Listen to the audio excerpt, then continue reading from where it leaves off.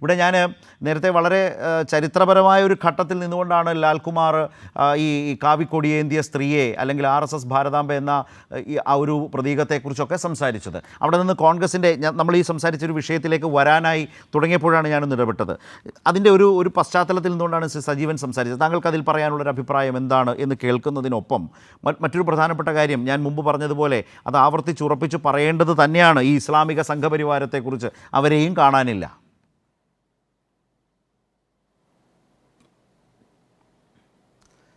അല്ല, ഞാൻ ആലോചിക്കായിരുന്നു, ഏതോ ഒരു കാലത്ത് വായിച്ചു വിട്ട അക്കാഡമിക് കണ്ടൻസ് ഇപ്പം പ്രയോജനപ്പെടുന്നു, ആ രീതിയിലേക്ക് രാഷ്ട്രം കൂപ്പുകുത്തി എന്നുള്ളത് സത്യം പറഞ്ഞാൽ അപമാനകരമാണ്. ഒരു ജനാധിപത്യ രാഷ്ട്രത്ത് ഇത്രത്തോളം മൂല്യച്യുതി ഉണ്ടാകുക എന്ന് പറഞ്ഞാൽ നമുക്ക് ഭരണഘടനാ വിരുദ്ധമായി മുന്നോട്ട് നീങ്ങാൻ ഉള്ള എല്ലാ സാഹചര്യങ്ങളും ഭരണഘടനാ സ്ഥാപനത്തിൽ ഇരിക്കുന്നവർ തന്നെ ചെയ്തു കൊടുക്കുന്നു എന്ന് പറഞ്ഞാൽ ഒരു അപകടമാണ്. അത് ഞാനൊന്ന് ഓർപ്പിച്ചുകൊണ്ട് ഞാൻ അടുത്ത ഘട്ടത്തിലേക്ക് കിടക്കാം. ഇവിടെ താങ്കൾ ചോദിച്ചൊരു ചോദ്യം കോൺഗ്രസുമായി ബന്ധപ്പെട്ടതാണ്. കോൺഗ്രസ് ഇവിടെ വലിയ സമരത്തിലേക്ക് വരുമോ എന്നുള്ളൊരു ചോദ്യമാണ് വന്നത്. അതിന് വലിയ കോംപ്ലിക്കേറ്റഡ് എക്സ്പ്ലനേഷൻസ് ഒന്നും തരാതെ I will give you a simple explanation. I think that would be the best explanation. എന്താ കാര്യം? ഇന്ന് നമ്മുടെ മുന്നിലിരിക്കുന്ന ഏറ്റവും വലിയ തർക്കം എന്താ? ആ തർക്കം ഭാരതാംബ എന്ന് പറയുന്ന വിഷയമാണ്. ആ ഭാരതാംബ എന്താ? RSSൻ്റെ ഭാരതാംബ, ഈ പറയുന്ന കാവിക്കൊടിയേന്തിയ ഒരു പട്ടൊക്കെ ധരിച്ച് ഈ പറയുന്ന വിശാല ഭാരതവർഷത്തിൻ്റെ മുന്നിൽ നിൽക്കുന്ന ഒരു ഭാരതാംബ. ആ ഭാരതാംബയുടെ മുന്നിൽ നിൽക്കുന്ന ആർലേക്കറിനെയാണ് നമ്മൾ കാണുന്നത്. അദ്ദേഹം തൊഴുതുന്നത് നമുക്കൊരു പ്രശ്നമായി മാറുന്നു. അതാണല്ലോ പ്രശ്നം. അത് ഭരണഘടനാ വിരുദ്ധമായ ഒരു സിമ്പലാണ്. അങ്ങനെ ഒരു കാര്യം ഭരണഘടന വിവക്ഷിക്കുന്നില്ല, RSS മാത്രമേ വിവക്ഷിക്കുന്നു എന്നുള്ളതാണ് പ്രശ്നം. നിങ്ങൾ അതിന് കോൺഗ്രസിനകത്ത് ഇറങ്ങാൻ പറ്റുമോ എന്നുള്ള ചോദ്യത്തിന് കോൺഗ്രസിന് ഇറങ്ങാൻ പറ്റില്ല. അതിന് 2 റീസണാണ്. ഒന്ന്, കേരളത്തിൻ്റെ പ്രതിപക്ഷ നേതാവ് തൊഴുതത് ഈ ആളുടെ മുന്നിൽ തന്നെയല്ലേ? ആണോ അല്ലയോ? നമ്മൾ കഴിഞ്ഞ ദിവസമൊക്കെ ഇവിടെ ചർച്ച ചെയ്തുകൊണ്ടിരുന്നപ്പോൾ പറഞ്ഞ കാര്യം, കേരളത്തിൻ്റെ പ്രതിപക്ഷ നേതാവ് കുറച്ച് നാളുകൾക്ക് മുമ്പ് പോയി തൊഴുതു നിന്ന, കൂപ്പ് കൈയോടുകൂടി തൊഴുതു നിന്ന ആ ഭാരതാംബ തന്നെയാണ് ഈ ഭാരതാംബ. അപ്പോൾ പിന്നെ ഈ സമരത്തിന് ഇറങ്ങിക്കഴിഞ്ഞാൽ പിന്നെ കോൺഗ്രസ്സുകാർ എന്ത് എക്സ്പ്ലനേഷൻ പറയും? ഈ ചോദ്യത്തിനുള്ള മറുപടി എന്താണ്? ഈ ചോദ്യത്തിന് മറുപടി ഇല്ല. അതുകൊണ്ട് തന്നെ മിണ്ടാൻ പറ്റില്ല. ഇതാണ് ഇതിനകത്തെ സിംപ്ലസ്റ്റ് എക്സ്പ്ലനേഷൻ. സത്യസന്ധമായ കാര്യം പറഞ്ഞാൽ, ചുമ്മാ പറഞ്ഞല്ല.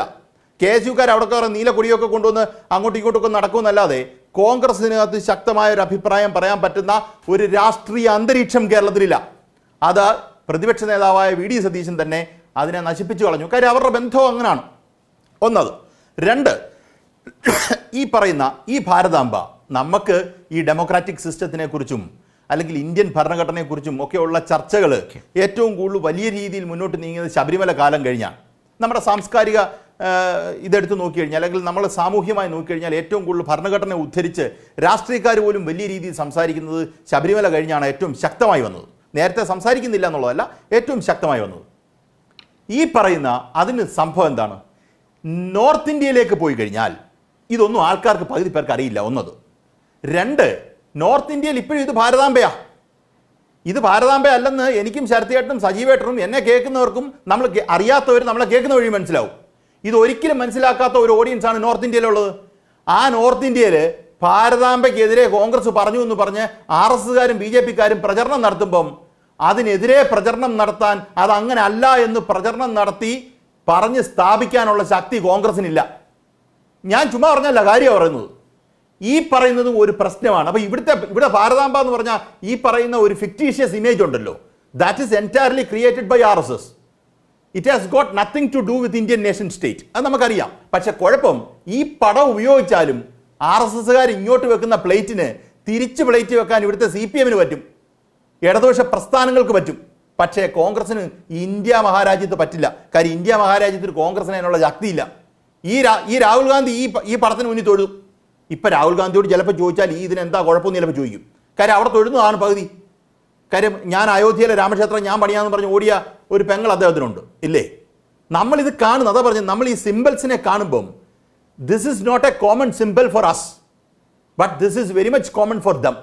അപ്പോൾ ചുരുക്കത്തിൽ പറഞ്ഞാൽ ഈ പറയുന്ന ഈ ഇവിടുന്ന് വരുന്ന ഭൂമികയിൽ നിന്ന് വരുന്ന വിഷയം അവർക്ക് ഒരു രാഷ്ട്രീയ ബാധ്യതയായി അവിടെ മാറും എന്നുള്ളത് ഒന്ന്.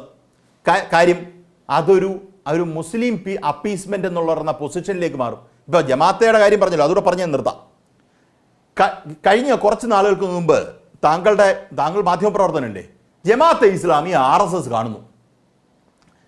നമ്മൾ കണ്ടതാണ്. ജമാഅത്തെ ഇസ്ലാമി RSS കാണുന്നു. ജമാഅത്തെ ഇസ്ലാമി എന്തിനാണ് RSS കാണുന്നത്? ഓക്കെ, RSSും ജമാഅത്തെ ഇസ്ലാമിയും വെട്ടിക്കൊല്ലുന്ന ആൾ അങ്ങനെ ഇങ്ങനെ മുസ്ലിം ഭീകരത പറയുന്നു, അല്ലെങ്കിൽ തിരിച്ച് ഹിന്ദു ഭീകരത പറയുന്നവരല്ലേ?